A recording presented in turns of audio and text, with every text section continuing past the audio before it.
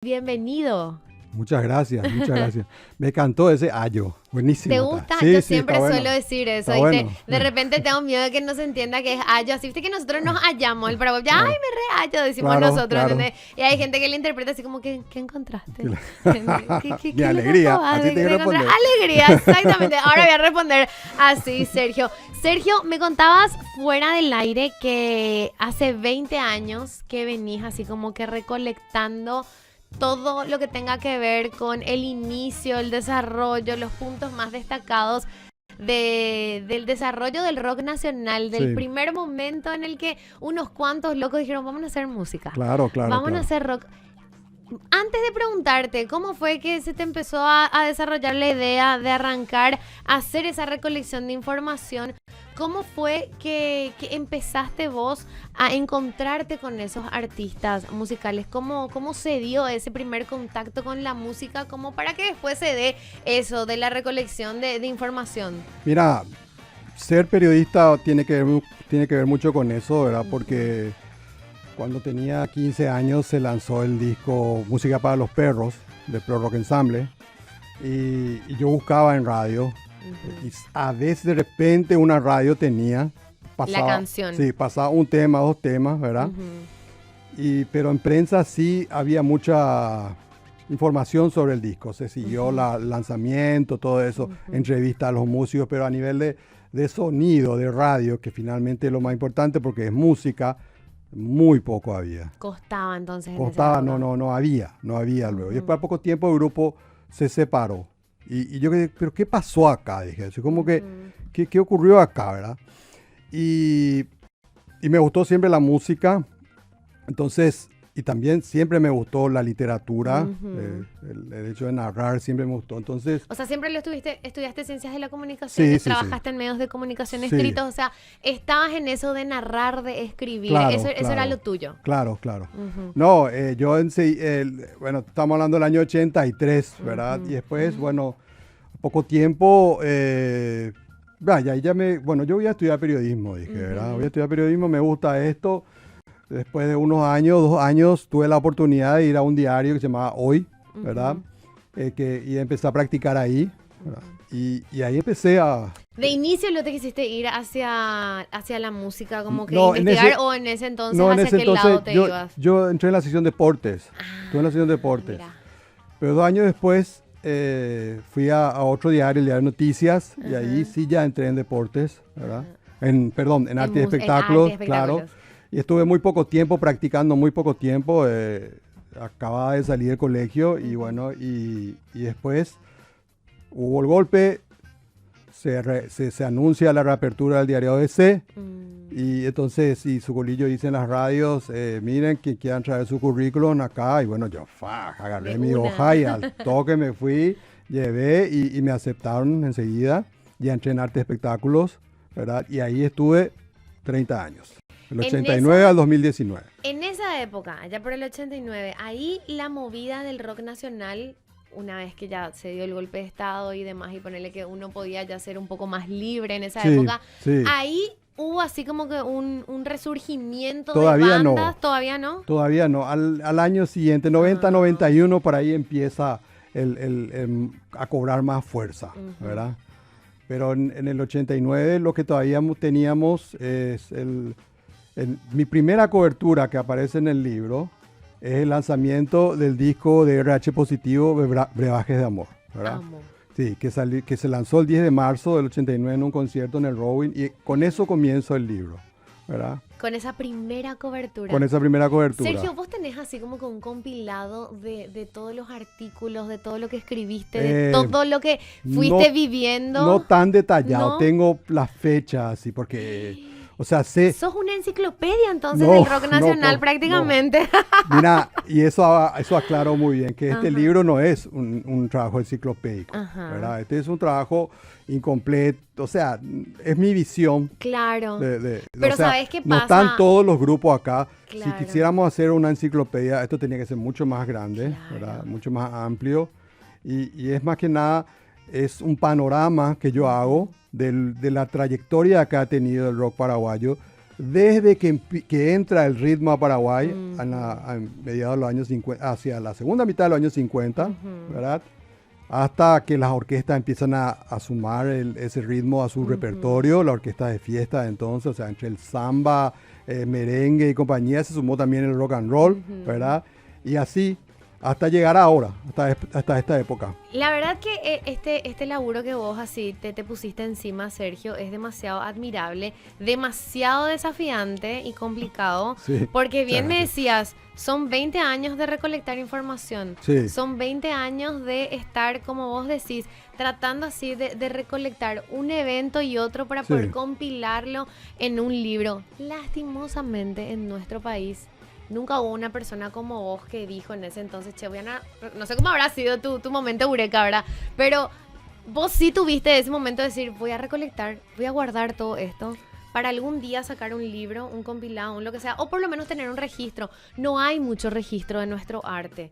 Sí. Hay muchísima gente que Claro. al día de hoy sigue Totalmente. trabajando para que haya una acerva y nosotros podamos saber si hoy día existen las bandas que existen y los artistas que existen, ¿por qué? Hubo un antes, Claro. hubo gente que abrió camino. Claro, En la claro. música, en el arte, y a mí a veces me da rabia porque tantos buenos artistas abrieron el camino y no hay ningún acervo de eso, Mira, no les conocemos. Lo que yo estoy escribiendo es sobre el rock paraguayo, Ujú. pero esta misma experiencia se aplica a la literatura, a las artes plásticas, al teatro, Totalmente. ¿verdad? O sea, es muy difícil hacer arte en Paraguay. Yo lo sé de ser testigo, de ser partícipe como periodista, de ver la experiencia de lo difícil que es editar un libro, qué difícil es montar una obra de teatro. Sí. Es difícil todo acá, porque aquí no hay una industria cultural montada, ¿verdad? Exacto. O sea, no tenés el respaldo de un sello discográfico, por ejemplo, ¿verdad? O de una editorial muy fuerte, ¿verdad? Sí. Digamos, existen editoriales muy importantes, pero que no tienen, digamos, la fuerza de una industria que existe en otros países, ¿verdad? Totalmente.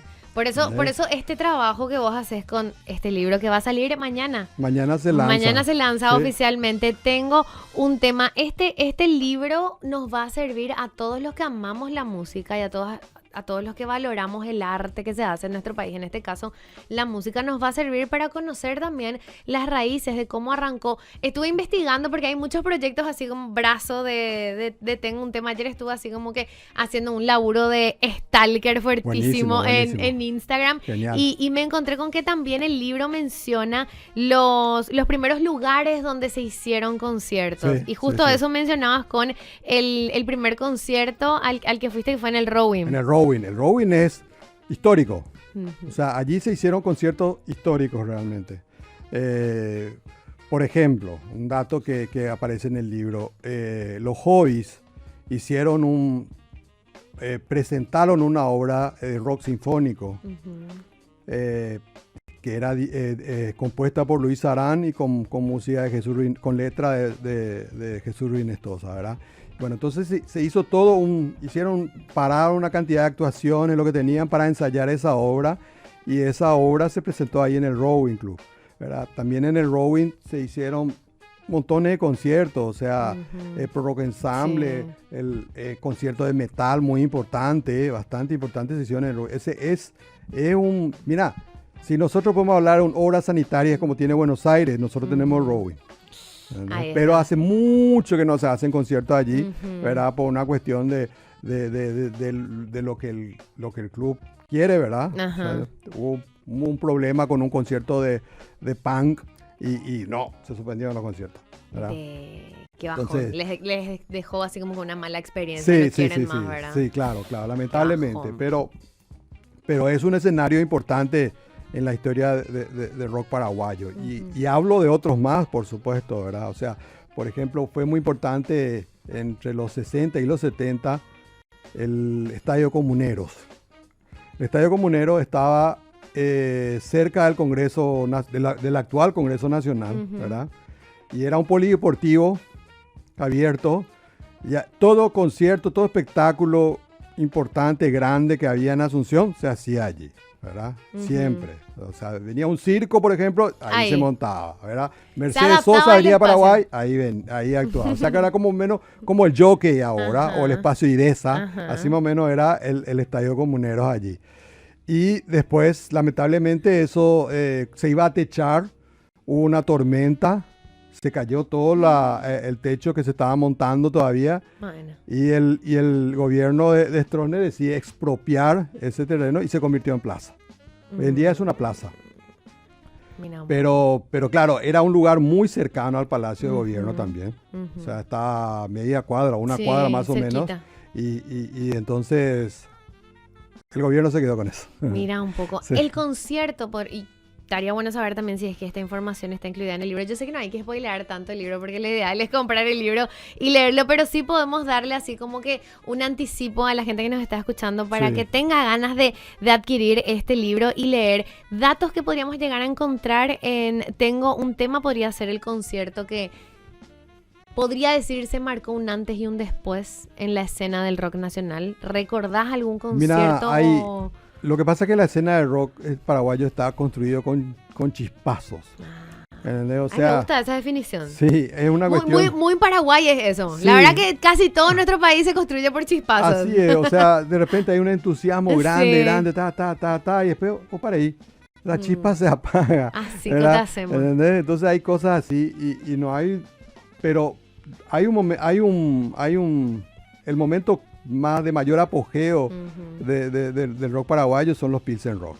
Mira. Allí es que hay mayor difusión, hay varios discos editados, hay esos conciertos multitudinarios, la gente se va en masa a esos conciertos, ¿verdad? O sea, es la época de mayor éxito. Ahí digamos. Está. Sí. ¿Y recordás, Sergio, en ese entonces en el que empezaste ya a laburar de manera más concentrada en todo lo que tenía que ver con arte y espectáculos, quiénes fueron los primeros artistas? O tal vez antes también de empezar a trabajar en el diario, ¿recordás quién fue el artista o cuál fue el grupo que pudo así tener todos los recursos para grabar o un primer tema o un primer disco, un primer álbum? Varios grupos realmente. O sea, en los 80, por ejemplo, había un grupo llamado The Dicks, que era un grupo de blues, donde estuvo un tiempito Menchi Barrio Canal cantando. ¿Serio? Sí, así mismo. Y ese grupo era un grupo que podía haber grabado un disco importante, ¿verdad? Después también estaba Cash al Contado, que era un grupo... ¡Qué buen nombre! De rock pesado, ¿verdad? El guitarrista era un súper guitarrista y sigue siéndolo, aunque ahora se dedique a otro tipo de música, que es Peco Sandoval, ¿verdad? Que, bueno, él es un capo como guitarrista, ¿verdad? Y ese era un buen grupo que también podría haber grabado un buen disco, ¿verdad? En los 60 hubo un grupo que se llamaba Los Rebeldes, que fue pionero en la escena paraguaya, ¿verdad? Ellos tenían una onda Beatle y eran muy locos, ¿verdad? Qué ídolos. O sea, yo me imagino y trato así como que de ponerme en el contexto de la época y qué osados, qué atrevidos todos ellos en ese entonces, porque no habían locales donde se vendían instrumentos, me imagino que tenían que mandar a traer. No, mira, vos sabes que... O sí había. No, en Paraguay en los 70 hubo un movimiento de orquestas muy importante. Orquesta era la onda. Sí, las orquestas de música para bailar, ¿verdad? Y tenían instrumentos muy buenos. ¿En serio? Sí, incluso venían músicos de Argentina y Brasil a comprar acá. ¿Por qué? Porque aquí había liberación de impuestos. Entonces traían guitarras Gibson, sintetizadores, baterías Rogers, Premier, o sea, instrumentos de muy buena calidad, ¿entendés? Qué gusto. Sí, y incluso había una competencia entre las orquestas de quién tenía mejores instrumentos. O sea, entre Aftermath, Hobbies, los Joker, Equipo 87 siempre competían a ver quién consiguió el nuevo Minimoog, era el nuevo, ¿entendés? Ese tipo de cosas. Esa competencia era la que existía. Sí, era muy... O sea, la gente incluso iba a verlos para ver cómo sonaban esos instrumentos. O sea, por si acaso, Sergio, vos conocés o sabés la manera en la cual se puede acceder hoy día a las canciones de esos artistas, porque me imagino que en Spotify No están. Pero en YouTube hay. ¿En YouTube? Sí, vos podés buscar unas cosas en YouTube. Los Me Rebeldes encanta. está todo en YouTube. Los Rebeldes, por ejemplo, grabaron un disco compacto. Ajá. El compacto es un vinilo del tamaño de un simple, Ujú. pero que tiene 2 temas a cada lado. Viste que el simple tiene un sí. tema acá. Bueno, este Sí, tiene sí, 2 sí. temas. Ellos grabaron un compacto y sus temas están en Spotify. Entonces, a medida Es que que, nosotros... perdón, están en YouTube. En YouTube también encontrás hobbies, encontrás varios grupos. No todos los grupos principales, o sea, hay grupos que no llegaron a grabar. Ujú. Lamentablemente no llegaron a grabar. Era pero- así, puro vivo. Sí, puro vivo. O sea, grabar, ese era el problema. Grabar era muy, pero muy difícil. Imposible de hacerse acá en esa época. Tenían que viajar, salir del país para grabar. No, se podía grabar Sí. también aquí, pero Ajá. el costo era el tema. ¿Verdad? Carísimo. Y después cómo editas el disco. O sea, el costo de edición del disco. Así es que Pro Rock Ensemble edita su disco en el año 83 Ujú. y los del movimiento de rock nacional ninguno tenía un disco editado, ¿verdad? Sino que habían así algunas experiencias chicas como la de Los Rebeldes, por ejemplo, pero ellos no reconocían como parte del rock nacional a eso. O sea, hoy en día uno se da cuenta que sí es rock lo que Había hacían ellos, sido. ¿verdad? Claro. Ujú. Y del 83 que lanza Pro Rock su disco. En el 88 recién sale el disco de RH Positivo. 5 años después otra vez. Imagínate. O sea, después en los 90 comienza la fiebre de los demos y allí hay más facilidad de grabar. O sea, los grupos que en los 90 empezaron a grabar demos y distribuían sus cassettes en los conciertos, eso sí ya fue más posible. Y hoy en día grabar es mucho más fácil. Es súper fácil. Totalmente. Demasiado. Subir a Spotify tu tema. O sea, Y no- esta es una época magnífica. Yo te Sí. digo, esta es una época magnífica. La gente siempre habla todo tiempo pasado fue mejor, pero todo tiempo tuvo sus pros y sus contras. Claro. Y esta, en cuestión de oportunidades, es genial. Es que a veces ni siquiera hace falta que subas a Spotify. Puedes subir a SoundCloud, puedes Claro. subir a YouTube y listo. De ahí ya empezás a pegar el salto Sí, para que sí, alguien sí. te conozca, Claro. te contrate y te ayude a llegar a Spotify y a todas partes. Aproximadamente, ¿cuántos años de trabajo están en este libro? Tengo un tema. Y se hizo como unos 20 años de juntar archivos, de armar alguna cosa, de ir haciendo relaciones, compañía. Pero en los 2 últimos años es que me pongo las pilas. Y todo gracias al apoyo también de la editorial, 2 Maletas, ¿verdad? Y la productora Planeador. ¿Qué pasó? Ellos sabían que yo estaba haciendo esto, ¿verdad? Esteban Aguirre y Luis Bogado. Y me llaman y me dicen, che, nosotros estamos preparando algo grande y queremos que te unas a nosotros con tu libro. Ellos están preparando un documental en película que Sí. Sobrevive la música, dirigido por Luis Bogado, y que dentro de un mes se va a estrenar, Amo. ¿verdad? Y hacia fin de año se lanza la página web. Rock.com.py. Exactamente. Sí. Entonces allí es que el libro entró en ese plan, ¿verdad? O sea, yo si ellos no hubiesen, sin ellos yo no voy a editar este libro. Y el libro es un trabajo que yo lo considero grupal, ¿verdad? Porque acá se trabajó entre mucha gente, el trabajo de edición de Cristian Kenny y Eulo García fue muy importante. La presentación gráfica de Guadalobo es genial, ¿verdad? A mí me- Wow, es genial, le Sí, conozco. la Su conocé. laburo es genial, Guada Wolf. Súper Sí. bueno porque, bueno, ella concibió el arte de tapa como si fuera un fanzine, una fotocopia y que parece como que se levantó la fotocopia Sí. de la fotocopiadora y quedó así la letra movida, ¿verdad? Es muy interesante y una buena selección de fotos, eligieron unas lindas fotos, o sea, y se logró un libro que tiene una muy buena presentación, pero no va a tener un costo muy alto. El costo ya sí o sí mencionas. No, por supuesto, porque Sí. fíjate que si vos a veces podés hacer un libro súper genial, espectacular, pero te sale caro, ¿verdad? Por la Sí. calidad que lo presentás. Ay, Entonces, es que pero, la cultura cuesta. y sí, claro, totalmente. Y entonces, Guada logró hacer un buen trabajo de congeniar buena calidad con buen precio y genial. Sergio, hay un poco de la actualidad también en Tengo un Tema. Haces también un recorrido por estos últimos 5 Sí. años. Sí, claro. El de lo que libro- fue el cambio y la evolución también de la música. Sí, el libro llega hasta enero de este año. Ah, me encanta. Sí.